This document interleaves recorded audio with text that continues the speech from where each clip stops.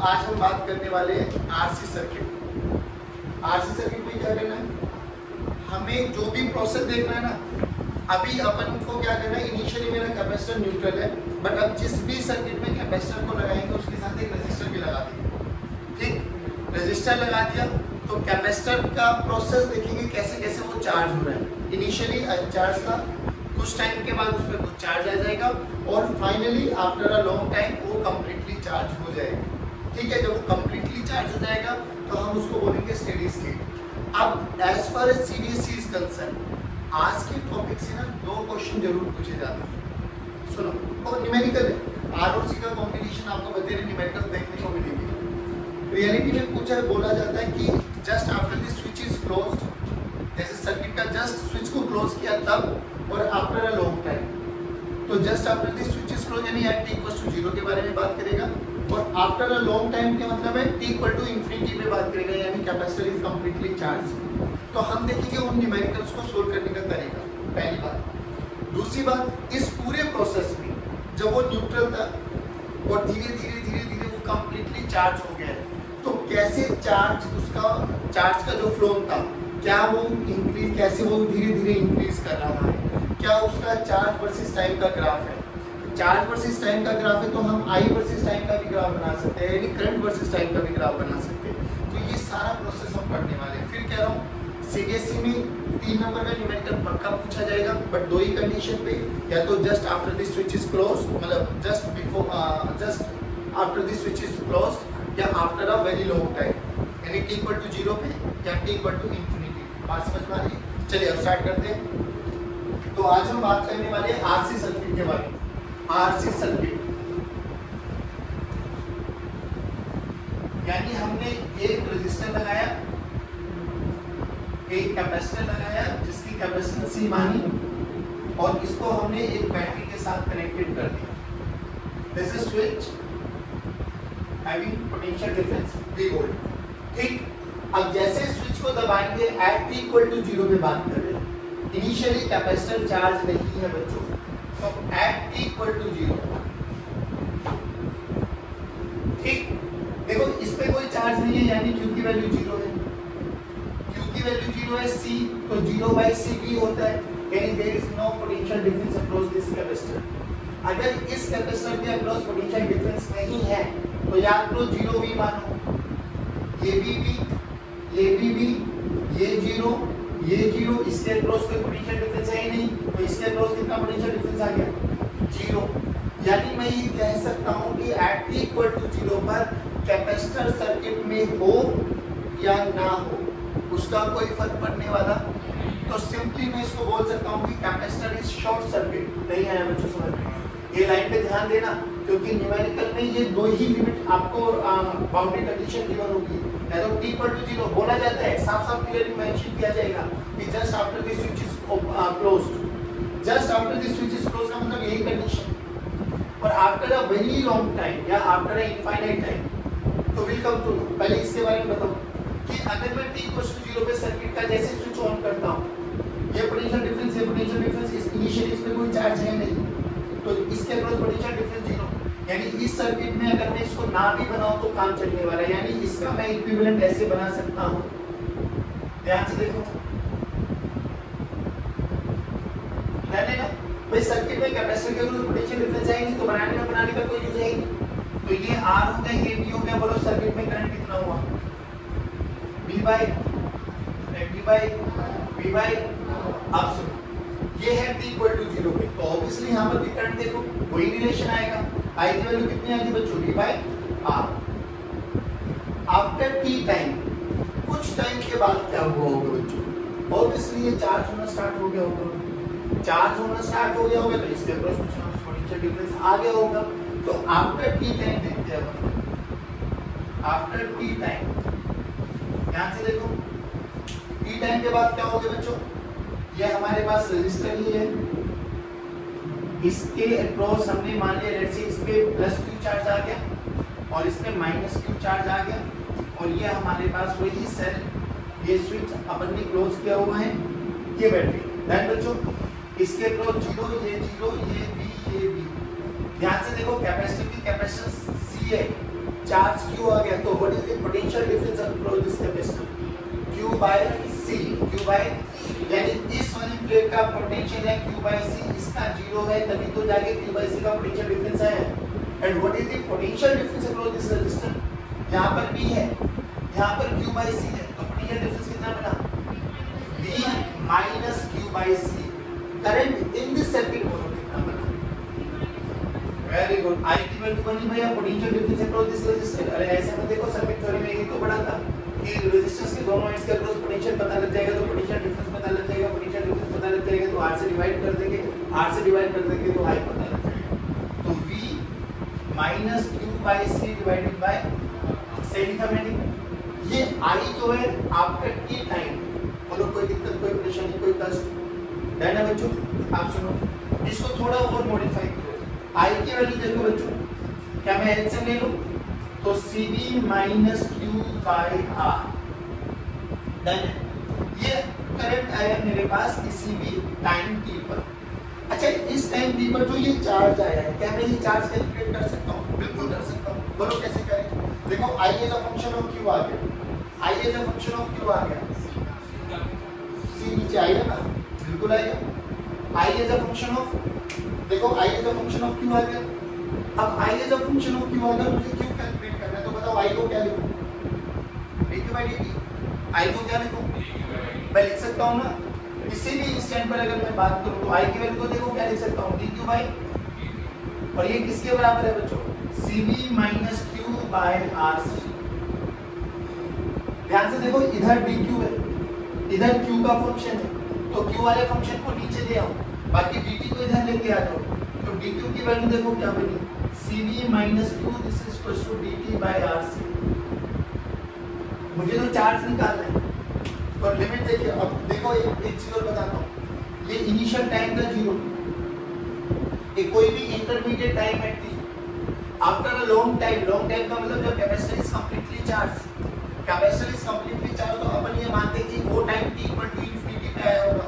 अब वो t equal to infinity क्यों यूज किया जा रहा है, उसका रीजन अभी समझ में आ जाएगा जैसे अपन लोग ये करेंगे।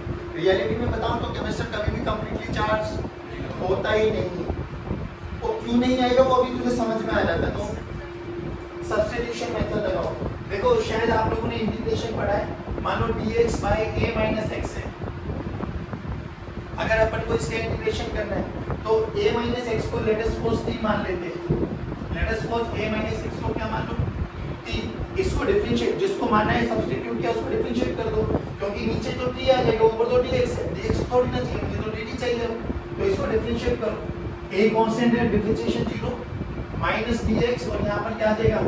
dt नहीं आया, तो dx की वैल्यू रखो माइनस dt, इंटीग्रेशन देखो, माइनस बाहर लेके आ जाओ, dt नीचे आ गया t, dt by t का इंटीग्रेशन log of t, यानी माइनस log of t नहीं आया। t की वैल्यू जो पुट करिए वही रख दो, a minus x, तो this is nothing but minus of log of a minus x। जल्दी बताओ आया नहीं आया?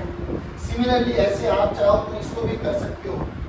अभी देखा इसका इंटीग्रेशन, जल्दी बताओ। Minus of log of cv minus q, और लिमिट कहां से कहां है बच्चों? 0 से q, this is equal to 1 by rc, बाहर ले लो बच्चों, dt का इंटीग्रेशन t, लिमिट पुट करो, माइनस उधर लेके चले जाओ भाई, log ऑफ, देखो cv minus q minus log of cv minus 0, तो log ऑफ cv बन गया, this is equal to minus t by rc।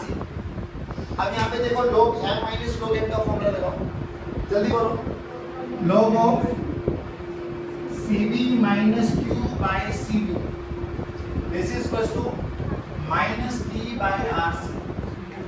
चलिए अब log को एलिमिनेट करो, log को एलिमिनेट करो, एंटी log बोलो, cv minus q by cv, this is equal to e की power minus t by rc। मुझे q का फंक्शन निकालना है ना, तो इसको यहीं पे मैंने इसको इधर लेके चले जाओ, cv minus q, this is equal to cv into e की power minus t by rc। q उधर लेके चले जाओ बच्चों, माइनस से प्लस में आ जाएगा, इधर cv आ जाएगा। ध्यान से देखो, cv कॉमन ले लो, इसमें से और इसमें से, 1 माइनस e की power minus t by RC, this is equal to Q। ध्यान से देखो C इंटू V होता क्या है? Q। कौन सा Q? Maximum charge. ध्यान से देख भाई, इस कैपेसिटर में मैक्सिमम कितना आ सकता है? C into V। कब? अब एक बार बताओ, जब ये कैपेसिटर कंप्लीटली चार्ज हो जाएगा आफ्टर इनफाइनाइट टाइम के बाद, तो जब ये कंप्लीटली चार्ज हो जाएगा, कंप्लीटली चार्ज का मतलब क्या है? जितना पोटेंशियल इसके क्रॉस है वो सारा का सारा पोटेंशियल इसके क्रॉस आ जाएगा, यानी यहाँ पर भी पोटेंशियल डिफरेंस भी है, यहाँ पर भी पोटेंशियल डिफरेंस भी है, तो करंट थ्रू भी इसमें रेजिस्टेंस कितना हो जाएगा? 0 हो जाना भी चाहिए। जब कैपेसिटर कंप्लीटली चार्ज है तो करंट सर्किट में फ्लो करेगा नहीं, याद रखना। अब देखो, तो यहाँ से हमारे पास क्या है? Q this is equal to, अब ये CV को CV रखा रहने देना चाहते हो, CV रखा रहने दो। Q मैक्सिमम लिखना चाहते हो, Q मैक्सिमम लिख लो। Q नॉट से रिप्रेजेंट करना चाहते हो, Q नॉट से रिप्रेजेंट करो। Q नॉट भी आपके पास मैक्सिमम चार्ज के रिप्रेजेंटेशन है, Q मैक्स भी मैक्सिमम टाइम चार्ज को ही रिप्रेजेंट किया जाता है, और CV भी मैक्सिमम चार्ज का रिप्रेजेंटेशन। तो स्टैंडर्ड फॉर्मूला ये होता है Q नॉट 1 माइनस e की power minus t by RC। अब थोड़ा चैप्टर नंबर 1 11th स्टैंडर्ड का देखो। e की पावर में कुछ भी हो वो डायमेंशनलेस क्वांटिटी होनी चाहिए। ऊपर देखो टाइम है, नीचे देखो r बाय c है, e की पावर देखो t by r by c। सोच, अगर t की आपके पास यूनिट सेकंड है तो r बाय c भी क्या होना चाहिए? सेकंड, क्योंकि डायमेंशनलेस क्वांटिटी होनी चाहिए ऊपर। e की पावर में कुछ भी ना हो वो डायमेंशनलेस होता है। तो देखो ऊपर टाइम है, नीचे R है, R बोले तो रेजिस्टेंस, C बोले तो कैपेसिटेंस, तो R और C की यूनिट भी क्या होनी चाहिए? टाइम। क्या होनी चाहिए? इसी को हम रिप्रेजेंट करते हैं टाउ से। टाउ बोला जाता है यहाँ पर टाइम कांस्टेंट। क्या बोला जाता है? Represented by tau. अब कई बार एक एक नंबर के क्वेश्चन डायरेक्ट पूछे जाते हैं। सर्किट में आपको R दे दिया जाएगा, सर्किट में आपको C दे दिया जाएगा, बोला जाएगा कैलकुलेट द टाइम कांस्टेंट। तो टाइम कांस्टेंट का फॉर्मूला क्या होता है? R into C। और थोड़ा सा और अच्छा करो तो R equivalent into C equivalent, ऐसे याद करो। टाइम कांस्टेंट किससे रिप्रेजेंट किया जाता है? टाउ। टाउ टाउ का फॉर्मूला क्या होता है? R into C। अब अगर एक कैपेसिटर में बहुत सारे रेजिस्टर, बहुत सारे कैपेसिटर, एक सर्किट में बहुत सारे रेजिस्टर, बहुत सारे कैपेसिटर दे दिए गए और बोला गया फाइंड द टाइम इक्विवेलेंट, तो आपको करना कुछ भी नहीं है, R इक्विवेलेंट निकालना, C इक्विवेलेंट निकालना, दोनों का प्रोडक्ट कर देना है। अब टाउ की जो यूनिट होती है वो क्या होगी? सेकंड। क्या होती है? तो ये वाला फॉर्मूला थोड़ा सा और मॉडिफाई हो जाता है, किसमें? देखो ध्यान से, Q this is equal to Q naught 1 minus e की power minus t by tau, where tau is your time constant. बोलो इतना समझ में आया? चार्ज का फॉर्मूला क्या है बच्चों? Q this is equal to Q naught maximum charge 1 minus e की power minus t by tau, where tau is your time constant. अब ये टाइम कांस्टेंट क्या बताता है, इसका मतलब समझो। देखो, सोचो अगर मैं टाइम की वैल्यू बात करूं कि लेट्स से t की वैल्यू 1 टाउ हो गई, 1 टाउ, यानी हम बात करें जब टाउ कांस्टेंट, टाइम कांस्टेंट जो टाइम है वो 1 टाउ के बराबर आ जाए, तो चार्ज देखो उस टाइम पर Q this is equal to Q naught 1 minus e minus t by t की वैल्यू को टाउ कर दो, टाउ बाय टाउ, ठीक। तो e की पावर माइनस हो, e की पावर माइनस हो, ये नीचे आ गया, तो q की वैल्यू देखो q naught 1 minus 1 by e, q की वैल्यू देखो q naught e minus 1 by e, exponential की वैल्यू बोलो 2.718 है गाइस, e की वैल्यू होती है 2.718, e की वैल्यू होती है 2.718। कोई बच्चा कैलकुलेटर निकालो जल्दी। 2.718 माइनस 1, 1.718 डिवाइडेड बाय 2.78, ये वाली वैल्यू आती है 0.63 समथिंग। कैलकुलेट करके लिखो, 0.63 दैट है ना। आगे इधर देखो, यानी अगर मैं बात करूं वन टाइम कांस्टेंट के बारे में, तो वन टाइम कांस्टेंट पर किसी भी कैपेसिटर पर कितना चार्ज आ जाता है, उसके टोटल का अगर मैं परसेंटेज काउंट करूं तो 63% वो चार्ज हो जाता है। ध्यान से सुनना, टाइम कांस्टेंट की वैल्यू देखो, वन टाइम कांस्टेंट को क्या बोला गया? कि किसी भी वन टाइम, हर एक कैपेसिटर का टाइम कांस्टेंट अलग अलग होगा। किसी का 2 माइक्रोसेकंड हो सकता है, किसी का 3 माइक्रोसेकंड हो सकता है, किसी का 10 माइक्रोसेकंड हो सकता है, इट में भी एनी, और हर एक कैपेसिटर का जो ये टाउ है ये अलग अलग हो सकता है। अब मैं एक बात बता रहा हूँ कि किसी भी कैपेसिटर को 1 टाउ पर अगर मैं चार्ज कर रहा हूँ तो उसमें चार्ज कितना है, तो देखिए उसके टोटल चार्ज का 63% वो चार्ज हो जाता है। यानी इनिशियली क्या होता है, जो ये चार्जिंग का प्रोसेस होता है ना, चार्जिंग का प्रोसेस ये बहुत स्पीडली होता है, और धीरे धीरे धीरे धीरे धीरे धीरे ये जो रेट ऑफ चार्जिंग है ये डिक्रीज होता चला जाता है। अभी आपको क्या करना है, यहाँ से देखो जो ये वाला फॉर्मूला है ना, Q equals to Q naught 1 minus e की power t minus t by tau. किसी भी एक कैपेसिटर के लिए मान के चलेगा उसका टाउ आपको पता है, लेट्स से इट में भी 2 माइक्रोसेकंड, ठीक है। हमसे बोला गया बताइए वो टाइम कैलकुलेट करो, ये टाइम हमें कैलकुलेट करना है, टाउ हमें पता है। बोला गया बताओ कि वो कैपेसिटर जब 90% of its initial of its final charge, वो कैपेसिटर चार्ज हो चुका है। फिर बोला गया वो टाइम निकालो जब वो 95% चार्ज हो चुका है। ऐसे बहुत सारे क्वेश्चंस आएंगे, घबराओ मत। बोला गया क्या, बोला गया कि calculate the time period when the capacitor is charged with 95% of its total charge. 95% का मतलब Q की वैल्यू दे दी हमने, कितनी दे दी, 0.95 of Q, 0.95 of Q not. तो Q की वैल्यू हमें पता था कि 0.95 ऑफ Q नॉट। अब ध्यान से देख बच्चों, यहाँ पे ये वैल्यू रख देंगे, Q not will cancel out, 1 minus e tau हमें गिवन है, t हमें कैलकुलेट करना है, तो कैलकुलेशन निकाल सकते हैं, बट कोई बड़ी बात नहीं। अब ये फॉर्मूले का क्यों इतना इंपॉर्टेंट यूज है और क्यों मैं ये बता रहा हूँ कि ये कैपेसिटर कभी भी कंप्लीटली चार्ज होता नहीं है, घर जाके करना है इसको। जैसे यहाँ पे 95% निकाले ना, अभी आप लोग निकालो 99% कि 99% जब वो कंप्लीट, जब वो अपने मैक्सिमम चार्ज का 99% चार्ज हो चुका है, फिर निकालो कि जब वो अपने मैक्सिमम चार्ज का 99.9% चार्ज हो चुका है, फिर एक टाइम और निकाल लेना कि वो अपने मैक्सिमम चार्ज का 99.99% चार्ज हो चुका है। अभी 99.99% इट इज अप्रोक्सीमेटली 100%, बट जब तू कैलकुलेशन करेगा ना तो यू विल रियलाइज कि 90% 99% चार्ज होने में जो टाइम आया है और 99.9% चार्ज होने में जो टाइम आया, उन दोनों में बहुत बड़ा डिफरेंस आने वाला है। तो यानी जैसे ही कैपेसिटर को चार्ज करते हो ना, तो उसका ये इनिशियल चार्ज, यानी अगर उसमें 10 कूलम चार्ज आ रहा है तो जो पहला 5 कूलम चार्ज है वो तो बहुत स्पीडली आ जाता है। या मैं ये बोलूँ कि वो 99% तक तो एक फाइनल इंटरवल में चार्ज हो जाता है, बट 99 से 100% तक जाने में it will take a very very long time. तभी अपन लोग बोलते हैं कि टाइम जब इनफाइनाइट हो गया, यानी after a long time capacitor पे चार्ज कैलकुलेट करो। तो कई किताबों में ऐसा मिला भी रहता है कि कोई भी कैपेसिटर कंप्लीटली चार्ज होता नहीं, और वो रीजन भी समझ में आ रहा है। रीजन क्यों समझ में आ रहा है कि 99 से लेके 99.9% में बहुत बड़ा टाइम का डिफरेंस आता है।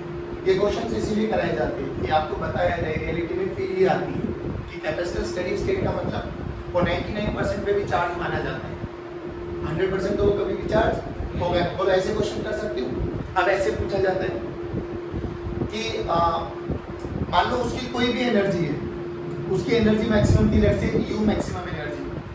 बोला गया calculate the time period when energy is half of its maximum value.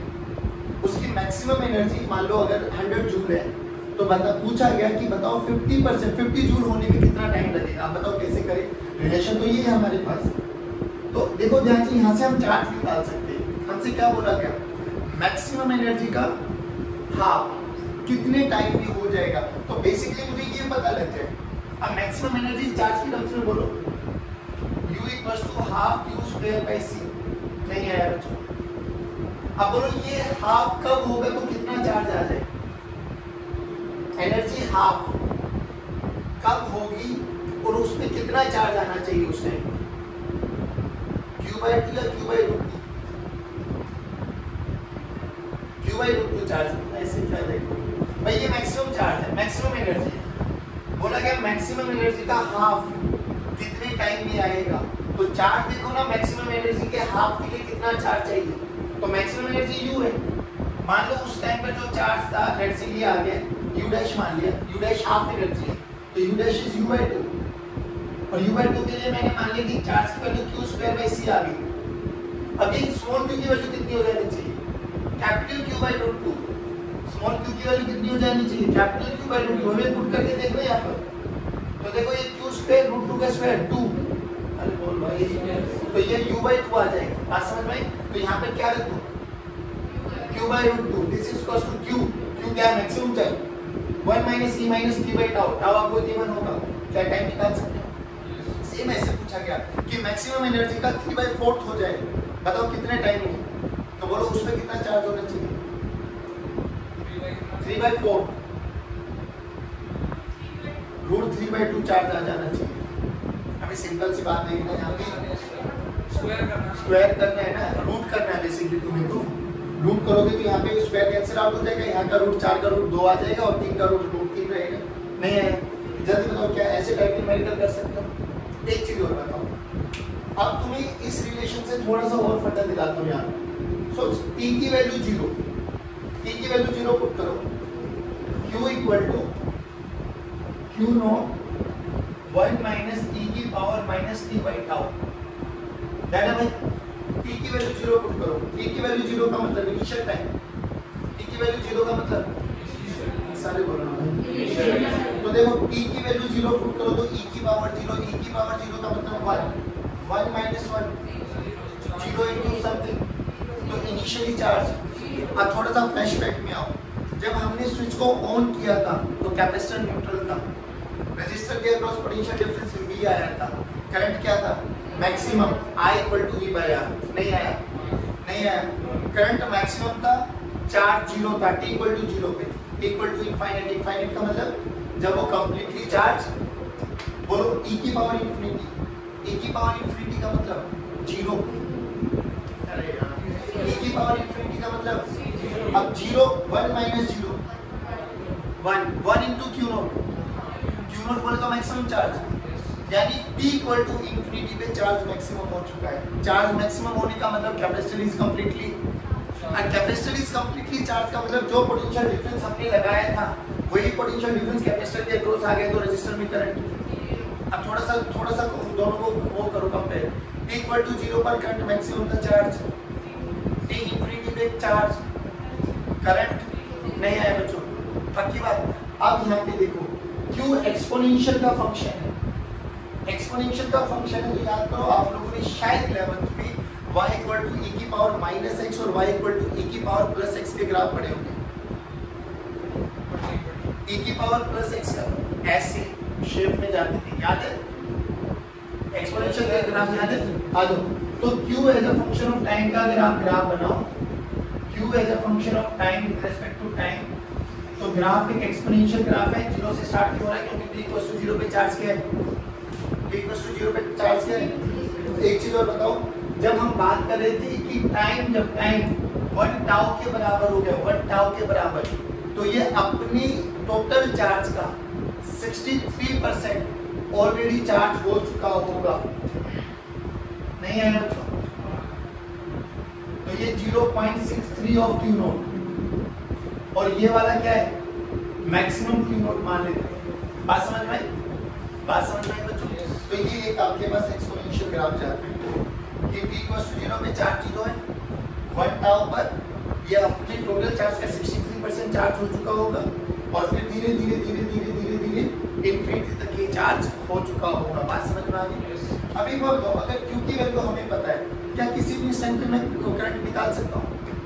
इसी वाले फंक्शन को क्या करता हूँ, I equal to dq by dt, तो इसी वाले फंक्शन को एक बार क्या कर दो, डिफरेंशिएट करके दिखाओ एक बार।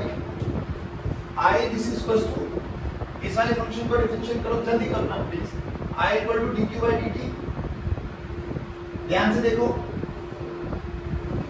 q नॉट कांस्टेंट है 0 माइनस q नॉट है ना, माइनस q नॉट, e की पावर का e की पावर रहता है, तो e की power minus t by tau, और माइनस t बाई टाउ का 1 बाई टाउ माइनस का, तो माइनस का 1 बाई टाउ,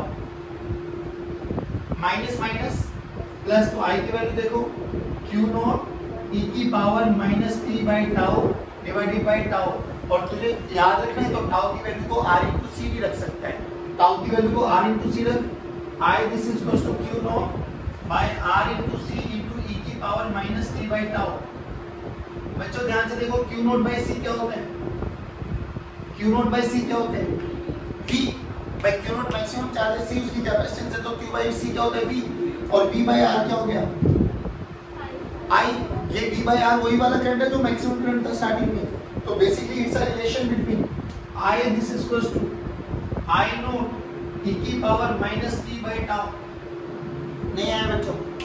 अब देख t की वैल्यू को 0 पुट कर, t की वैल्यू को 0 पुट कर, t की वैल्यू को 0 पुट करो, तो e की पावर 0, e की पावर 0 का मतलब 1।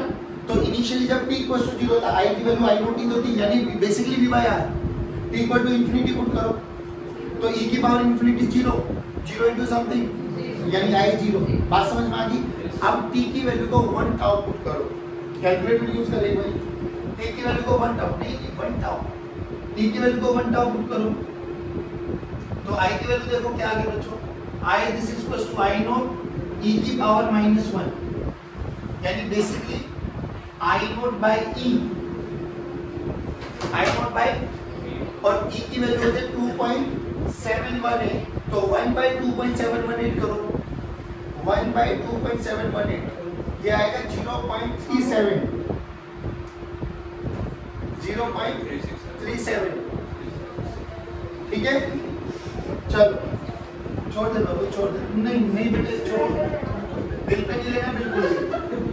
आ जाओ, अब इधर देखो, अगर जैसे मैंने QT का ग्राफ बनाया वैसे ही कोई मेरे से पूछे IOT का ग्राफ बनाओ, पहली बात तो एक्सपोनेंशियल ग्राफ बनने वाला है। t इक्वल टू 0 पे करंट मैक्सिमम था, t इक्वल टू इंफिनिटी पे करंट 0 था, तो बेसिकली ग्राफ आएगा डिक्रीज होता हुआ। तो अगर मेरे से कोई IOT का ग्राफ पूछे, इधर देखो बच्चों, I as a function of t versus t का ग्राफ पूछा, तो क्या ऐसा से ग्राफ जाएगा? क्या 1 टाउ वही टाउ हो जाएगा बच्चों कि जब ये अपने मैक्सिमम का 37% अचीव कर चुका होगा? अरे बोलो भाई, 0.37 ऑफ I नोट, ये आपका I नोट। जल्दी देखो आराम से। अब ये समझ लो भाई, ये न्यूमेरिकल के लिए बहुत इंपॉर्टेंट है, प्लीज देखो। बोला गया find current when switch is just pressed, switch is just pressed, यानी बात करें एट t इक्वल टू 0 पर। बाबा ध्यान से सुनो, एट t इक्वल टू 0 का मतलब कि कैपेसिटर के होने ना होने का कोई फायदा, तो अपन कैपेसिटर को शॉर्ट सर्किट कर सकते हैं, यानी ये मान सकते हैं कि यहाँ पर कोई कैपेसिटर तो यहाँ पर भी नहीं होगा। तो रियलिटी में करंट क्या करेगा? यहाँ से चला I, यहाँ से चला I, यहाँ से चला, यहाँ पे करंट को दो रास्ते मिले, बट यहाँ से देख, जो पोटेंशियल यहाँ पर होगा वही पोटेंशियल यहाँ पर होगा, तो ये वाले कैपेसिटर का होने ना होने का कोई फायदा, क्योंकि वही लाइव वायर है, शॉर्ट सर्किट हो जाएगा, काम खत्म। तो डायरेक्ट बोलो I की वैल्यू V बाय I की वैल्यू V बाय, समझ में आ रहा है? उधर देख, बोला क्या? At t equal to infinity, at t equal to infinity, या you can say after a long time. After a long time का मतलब ये समझ में आ गया कि capacitor is now completely charged. अगर कैपेसिटर कंप्लीटली चार्ज हो चुका है तो यानी वो स्टेडी स्टेट में अचीव हो चुका है। स्टेडी स्टेट का मतलब अब इसको शॉर्ट सर्किट नहीं करेंगे, यानी ये बात कंफर्म है कि स्टेडी स्टेट में क्या हो गया बच्चों? स्टेडी स्टेट में जल्दी बताइए कि जो पोटेंशियल इसलिए ग्रोस है वही पोटेंशियल इसलिए ग्रोस आ गया, तो I इन द सर्किट कितना हो गया? अभी अभी प्रूव कराया, I इन द सर्किट कितना हो गया? 0। तो इसके अक्रॉस कितना चार्ज आ गया? C, पहली बात। दूसरी बात, अपन इस कैपेसिटर को स्टेडी स्टेट में अगर कोई मेरे से पूछा जाए find current in the circuit, तो मैं इस सर्किट को रीड लो, देखो क्या कर सकता हूँ, इस कैपेसिटर को मैं ओपन सर्किट की तरह बिहेव कर सकता हूँ कि भैया यहाँ पर ये सर्किट टूट चुका है, यानी अगर करंट चल भी रहा होगा ना तो करंट को यहाँ के बाद कोई रास्ता कनेक्टिंग पाथ नहीं मिल रहा, ये स्टेडी स्टेट का मतलब है। दोबारा सुनो, t इक्वल टू 0 पर हम उसको शॉर्ट सर्किट कर देंगे, t इक्वल टू इंफिनिटी पर अपन उसको शॉर्ट सर्किट की तरह बिहेव कर लेंगे। तुम्हारे लिए 99.9% न्यूमेरिकल्स में स्टेडी स्टेट आएगी। R और C के कॉम्बिनेशन मिलेंगे बहुत सारे, NC वर्मा में भी, SL अरोरा में भी, और साथ साथ मेंशन किया गया होगा कि capacitor is it's steady state. Steady state का मतलब समझ लेना, जिस ब्रांच में कैपेसिटर लगा हुआ है स्टेडी स्टेट में, उसमें करंट फ्लो, तो वो सारी ब्रांचेस सर्किट में से गायब कर दो। भाई स्टेडी स्टेट में करंट फ्लो ही नहीं कर रहा उस वाली ब्रांच में, तो होने ना होने का कोई फायदा। बाकी रेस्ट ऑफ दी ब्रांच देख लो, उसमें रजिस्टर लगे होंगे, और या तो सीरीज में होंगे या पैरेलल में होंगे, V by R कर देना, यू विल गेट द। देखो क्वेश्चन बोला गया एट t इक्वल टू 0 पे करंट निकालो in the circuit, at t equal to infinity पे निकालो करंट इन द सर्किट, और जब ये कंप्लीटली चार्ज हो चुका है तो what is the charge acquired by this capacitor. तीन क्वेश्चन है। एट t इक्वल टू 0 पे, पहले t इक्वल टू 0 पे बात करते, जल्दी बोलो। t इक्वल टू 0 पे इस कैपेसिटर का होने ना होने का कोई यूज, तो बेसिकली अपन शॉर्ट सर्किट कर सकते हैं। ये 2R और R पैरेलल है, 2R और R पैरेलल है, तो 2R into R by 3R, तो 2R by 3।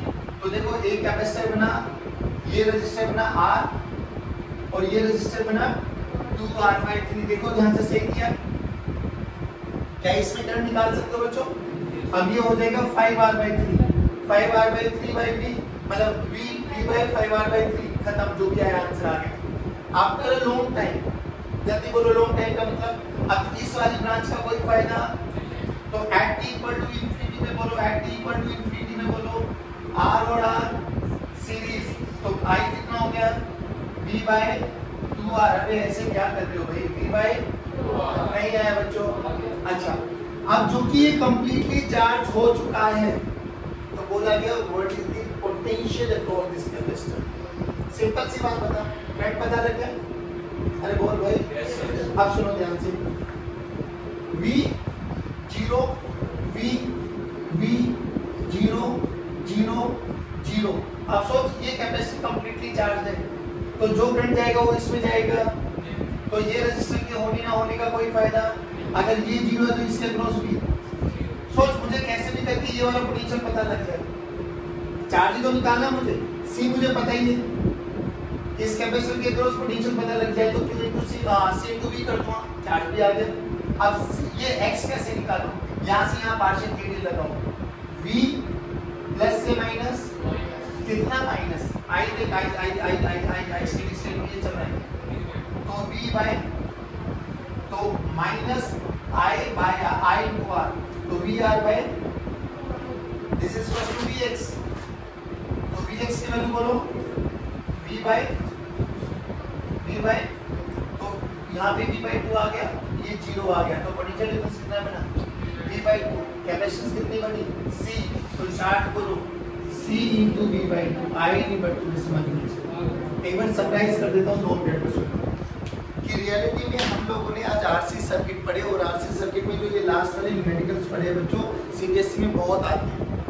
सिंपल सी बात करना, t इक्वल टू 0 पे बात करो तो कैपेसिटर को हटा देना, शॉर्ट सर्किट कर देना, but t equal to infinity पे या स्टेडी स्टेट लिखा आ जाए तो समझ लेना उस वाले कैपेसिटर, जिस वाली ब्रांच में कैपेसिटर लगा है वहाँ पे करंट फ्लो नहीं करेगा। तो जितने भी ब्रांचेस में ऐसे तुझे कैपेसिटर दिखाई दे स्टेडी स्टेट में, उन सभी ब्रांचेस को हटा दो, रेस्ट ऑफ दी जो भी सर्किट बचा उसमें टोटल करंट निकाल दो।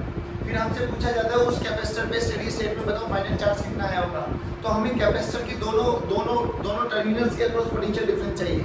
अगर मैं ऐसे निकाल पाया, V पता लग गया दोनों के अक्रॉस, तो मुझे डेल्टा V भी पता लग जाएगा, डेल्टा V पता लग जाएगा तो C into delta V Q final आ जाएगा। जल्दी बताओ आया नहीं है? चलेगा। Thank you very much, have a good day, God bless you, जय हिंद।